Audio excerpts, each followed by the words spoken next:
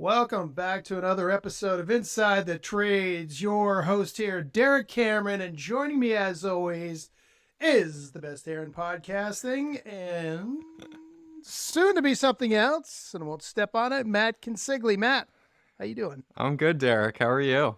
I'm doing well. We should title this one a very special episode of Inside the Trades. Because it's different. It's a little bit of a departure from our regular programming, and that's exciting because somebody has put their money where their mouth is and has fully embraced going into the trades. And I will leave it at that. And can you give us maybe a little bit of a teaser on this one, Matt? Sure. I don't know if it's a teaser, if it's the whole thing. I bought a company. We've talked a lot about how more and more people need to get into the trades and, grow it and nurture it and kind of show that there is status behind it. Well, I bought a company to You went full on Victor Kiam.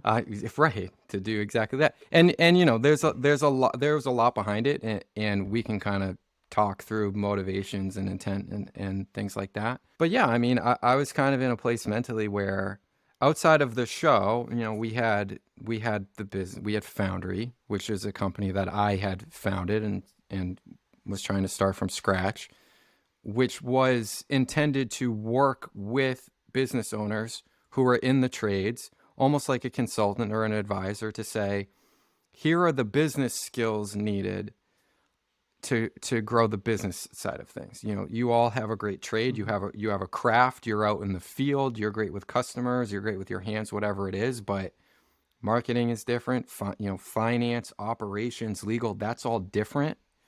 That's a skill set that not everyone may have. I do have it. And so I was trying to share the knowledge. It was very frustrating for me being a consultant. It's got nothing to do with the people I was working with. Being a consultant is very frustrating. Not having ownership over the final outcome is very frustrating to me. And, several months ago, I was just kind of playing around with the idea of, don't you just want to do this yourself? Like, you have the ideas, you have the thoughts, you have the energy, the motivation, like, just do it yourself. And that sent me down a rabbit hole of, how do you actually make that happen? I'm not a trade expert. So how do I blend the two? How do I blend the business expertise that I think I can bring to the table while lacking the trade expertise? How do you figure out a way to bridge that gap and actually make this happen? And so what was the research process on this one? And we'll obviously disclose what you bought, but how did you come to the whole, where'd you start with the whole research process? There are two pieces to that. There was, how do you buy a company? And then what kind of company are you going to get?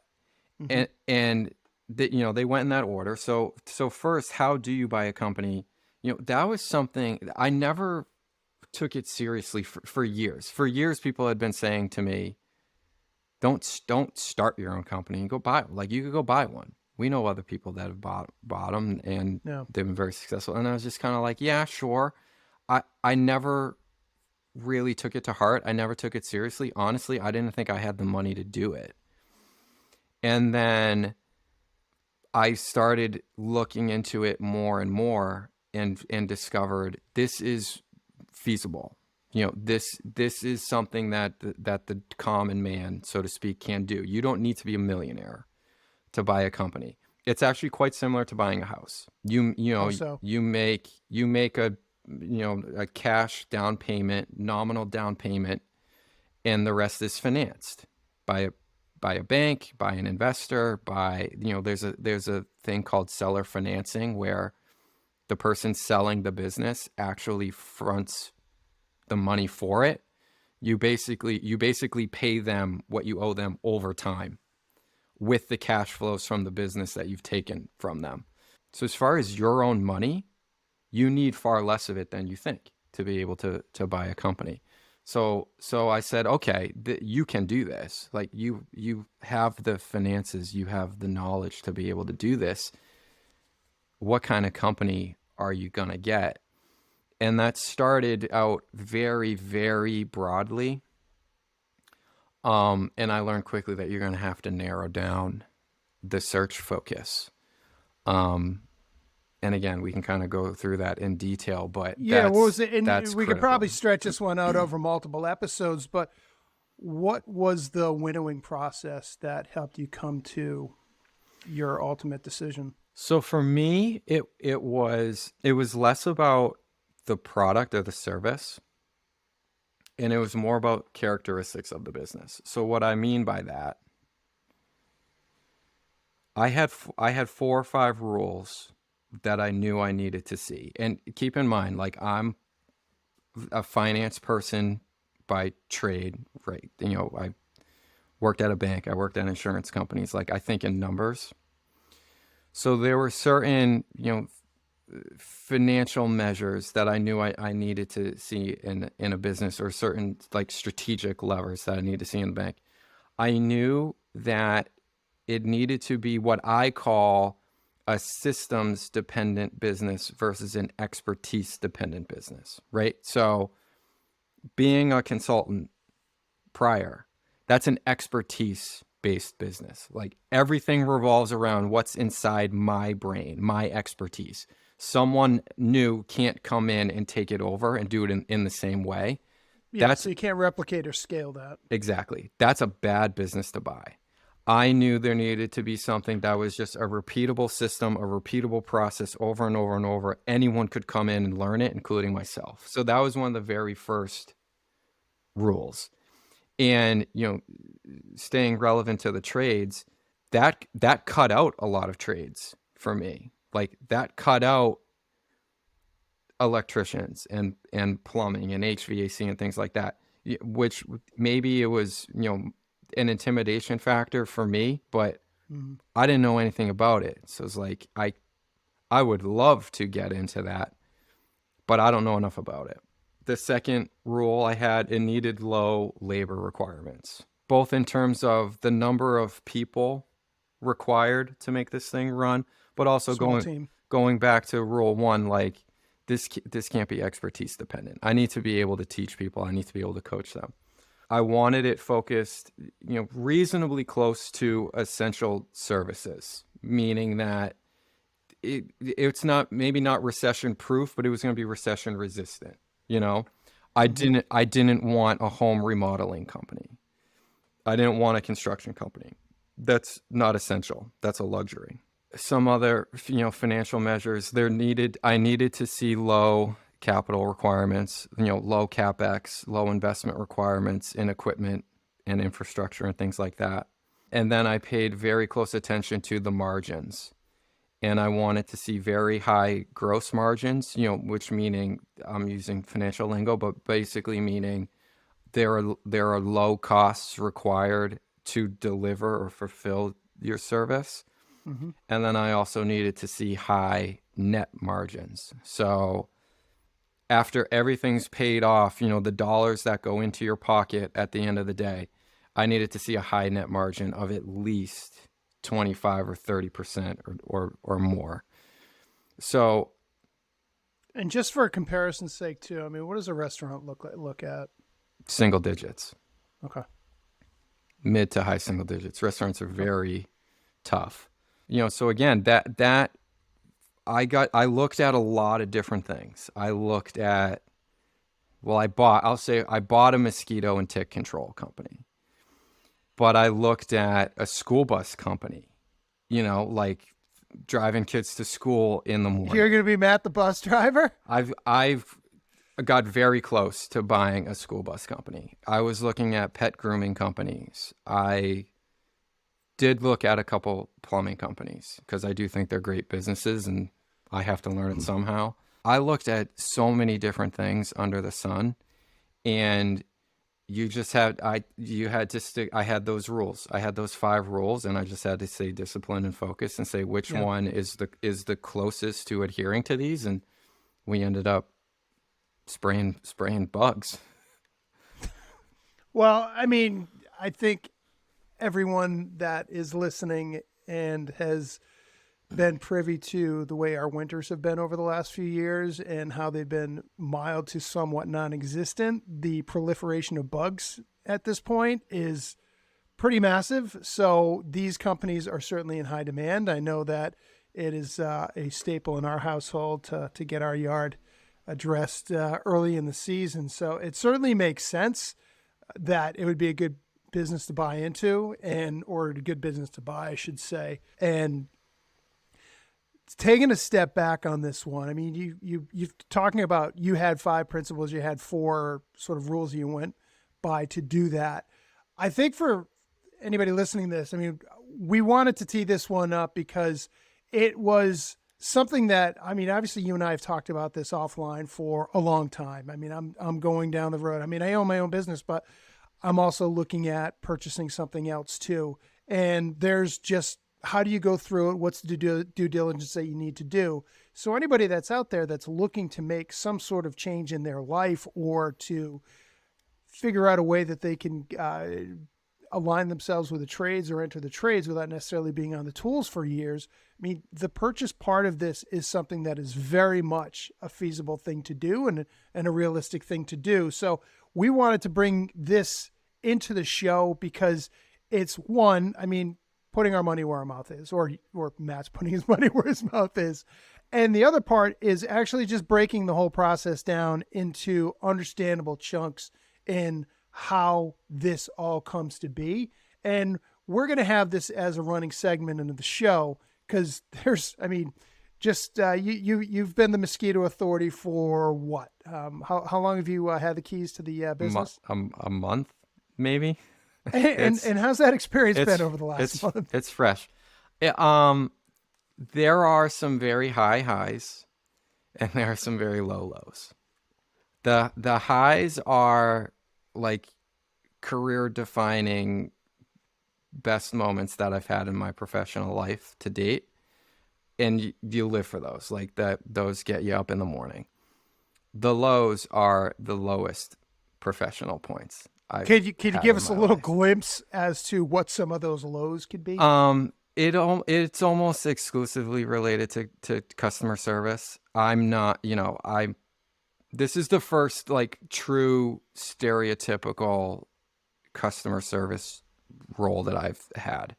I don't have. You weren't flipping burgers or had a paper back in the day? What gives, man? No, well, I guess I work. I worked at a golf course and like took the bag and put it on the cart, but that I don't count that. Like I spent most of my time picking balls off the range and refilling water jugs around the course, but not like truly, person to person. Yeah, like I have to sell to you. Resolve your conflict, whatever it is. Like there is no intermediary, there's no barrier between us whatsoever. This is the first job I've had like that. I don't have the temperament for it. Well, given that you own the business that this critical part of the operation is part of, what are you doing to try to ameliorate or mitigate some of those? So I should qualify this a little bit. Like I like working with people. I like getting to know people, understanding them, like understanding their need, their personal needs, or for their home or for their family, whatever. I'm not intimidated by selling. I'm not intimidated by talking price. It's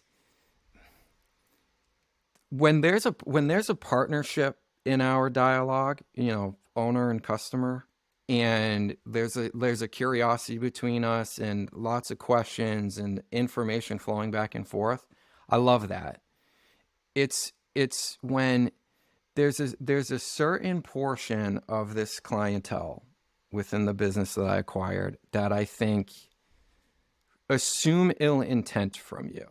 Like they assume you're trying to scam them. They assume you're a bad person. They assume you're a liar. They judge you instantly and meet you with anger and contempt. And that's where I don't have the patience for that. Like, Mm-hmm. you don't know anything about me. You don't know why I bought this. You don't know how strongly I feel about the service. Like, this is a service that literally saves lives. There are people who get severely sick from mosquitoes, from ticks. There are people that die from it. Like, I consider this an important service. And for you to judge me in that way, I have a serious issue with that. Or there's also a crowd of people, and I'm just gonna say it. They live in la la land. Like, like I can't Expand on that one. I can't. You know, it's like if you're sitting at a table and you're trying to explain to someone 2 + 2 = 4, and they're like, no, it doesn't. Excuse me? 2 + 2 = 4. No, it doesn't. Like, what do I do with that? What do I do? What do I do with that? That's what I don't have the temperament for. And there are more of those customers in the pool than I thought coming in. And that's probably my top priority, my top initiative right now is we got to person by person work through the customer base and figure out who's going to be a good, loyal, long-term customer and who's probably someone that we're going to let go. So you're trying to look at the fit piece of that from the other side, because, you know, as a customer, you're always looking to be like, what's a good fit for a provider for me, and what are they able to provide for me for the cost that I'm going to lay out. Whereas the flip side in this one, because you're looking at your customer base and saying, who's a good fit for the Mosquito Authority? That's right. And how can we work together? And because you're bringing a lot of very earnest values and a lot of very earnest ambitions into this. The health component probably being the biggest one of this, and also trying to be able to run a trades related service business as you believe it should be, and why we wanted to enter into this whole field to begin with. Yeah, I mean, you know, and Yeah. to be fair, these people don't know me the way that you know me. You know that I'm a very character and values driven person. But here's the issue. I don't expect them to know that about me. But I would assume, this is where my assumption has been wrong. I would assume going in that there would at least be a platform of communication, that there would be an opportunity to share who I am, what I do, why we do it, why we want to help you, like why we want you as a customer, why we value your business. And for a lot of people, that platform's it's just not there for a lot of people. Again, it's this assumed intention of ill intent. And as a result, you're shut off. Like, no response to that. I've over communicated, right? The transition in ownership. I got a lot of advice from a lot of people saying, don't even announce that there's a change in ownership. You're going to confuse people. Like, I heard that from many, many folks who have been in a similar boat, who have done this in the past. Don't even announce change in ownership. Just show up. You're going to confuse them. They're just going to make them ask questions that you're not going to want to answer. And I was like, no, that's the wrong way to do it. That might be the easy way to do it. That's the wrong way to do it. There's an example of that's a value that I believe in. There's a right way to doing business, and they have to be informed. And we've over communicated through emails from the prior owners, emails from me, phone calls, voicemails, text messages. Like, each individual customer, I would say in a month, have received at least half a dozen unique communications through all modes of communication. And I'm astounded by the number of people who are like, I've heard nothing from you. It's like, no, you are just ignoring it. Like, you're just ignoring it, and then responding with anger at your perception of not hearing anything from me. Like, what do I do in that situation? You put yourself in my shoes. I've communicated to you 6 times, and I'm being told, that I haven't, how do you expect me to react? And arguing with them about it it's a fruitless and pointless that's a waste. gesture That's too, a waste because of time. That's a waste of time. yeah, no matter what, you're also setting the start of the relationship off on the wrong foot because it's turning contentious from the get-go. So anyway, yeah, like that's the hard part. That's my weakness. That's the thing that over time, like, I have to build my support and resources around me to handle that, because I'm not going to engage, which is obviously something that the owner needs to do. But there are many, many other things that I love doing and get like great fulfillment out of. So you closed the deal within the last month, and then you went from 0 to the Mosquito Authority, and you started the communication process, both from the previous owner and then yourself rolling that out. What was the next step that you had to do to start this whole process? Because you don't have a background in pest control or mosquito tick eradication. And so you're talking the process of operating the business, not of acquiring. Yeah, if you want to touch on that, because we want to turn this into a running segment in the show, because I think each of these discrete elements requires a show to itself.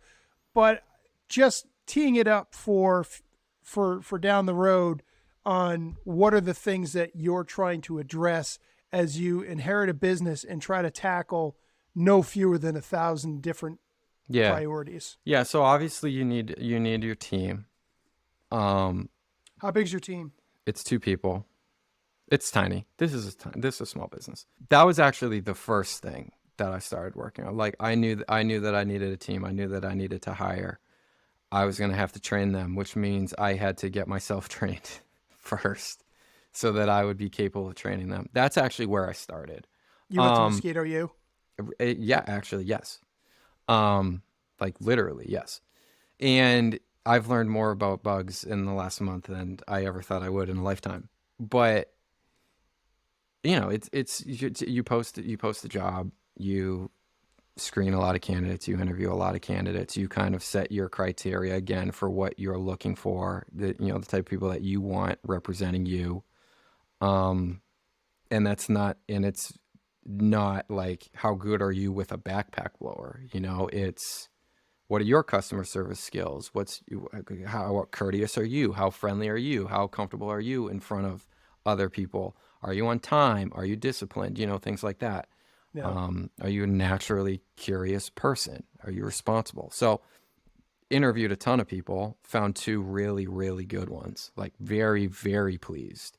How are you able to find that? Because, what's the thing that we have heard from literally everybody that we've encountered on the show? It's impossible to find good help. It's impossible to find good help. I pay a lot.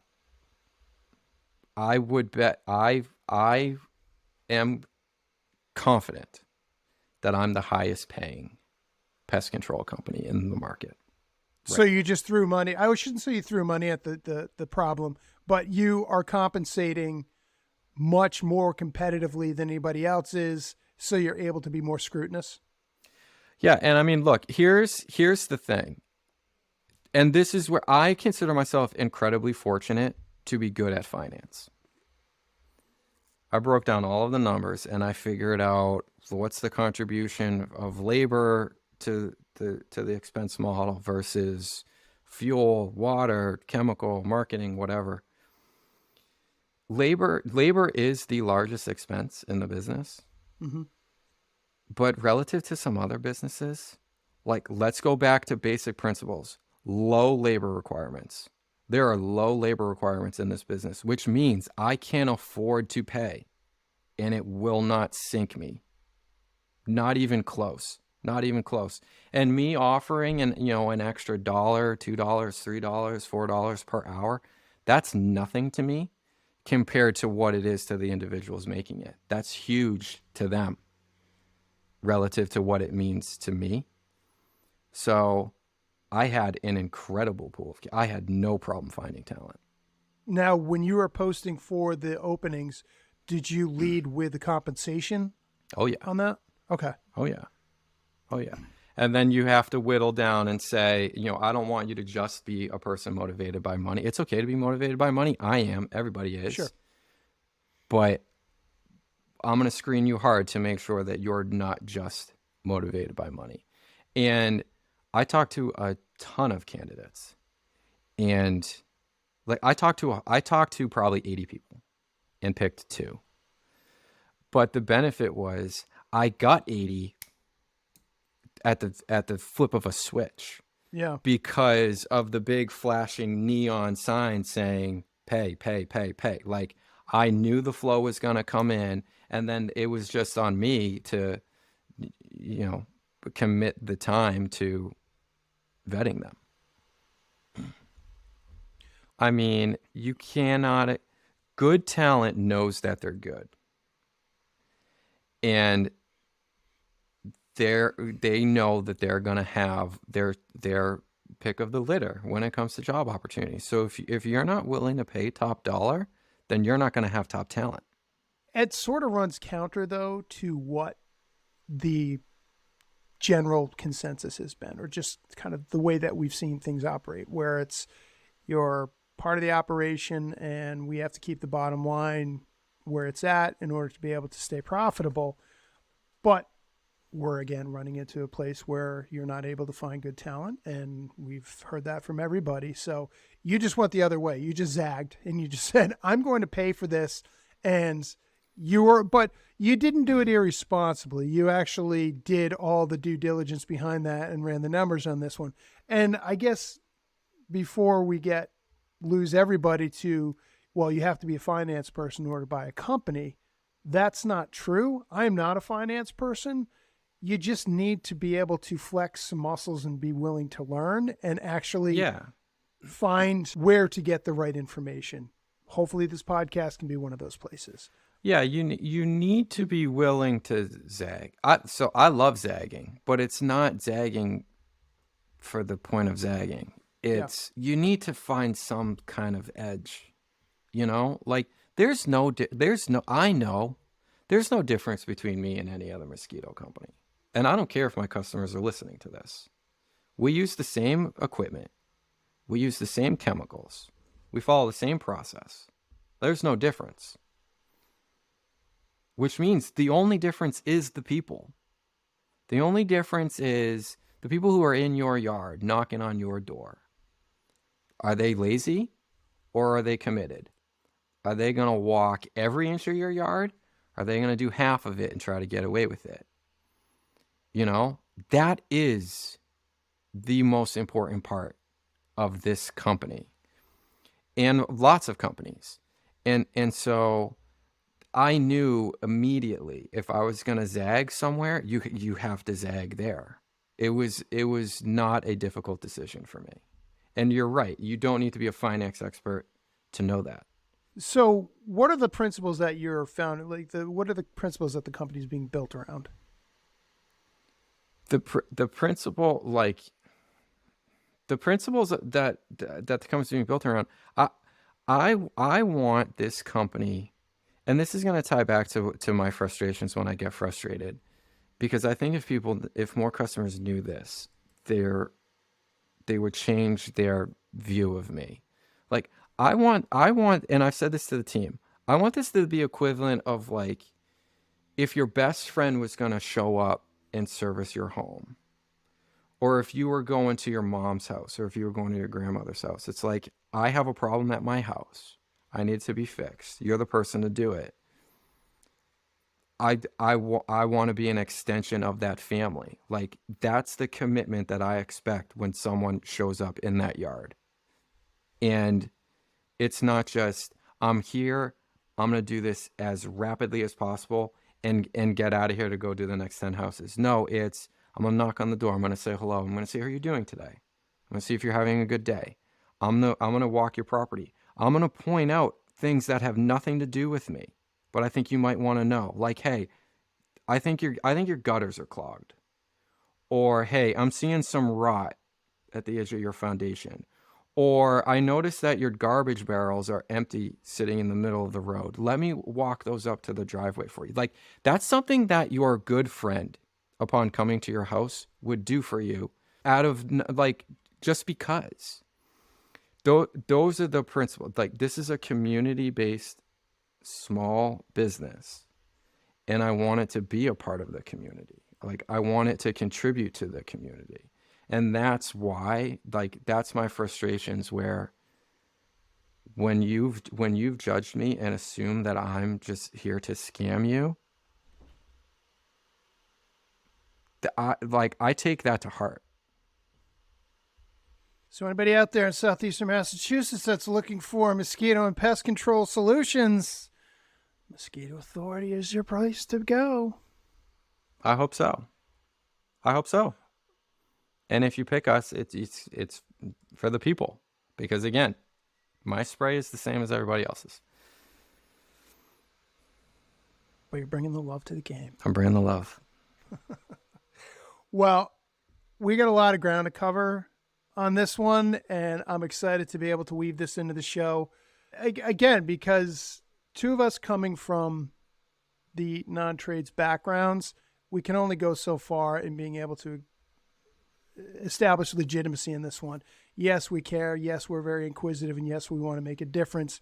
But I think having some of the bona fides that you're actually walking the walk is something that goes a long way in being able to establish the credibility here. So that's great to hear that you made the plunge. I mean, we've talked about this one for a while, and it looks like Cody Sanchez finally broke through, and it worked out. So we'll be looking forward to more of the stories along the way and how you're doing the operation, and being able to extract more pearls of wisdom too from your experiences here. So thanks for sharing your initial foray into the world of business ownership as a trades business, and looking forward to hearing what you got going along the way. Yeah, me too. It's gonna be fun. It's gonna be a roller coaster ride, but that's what life's all about, right? So I'm looking forward to sharing a lot more.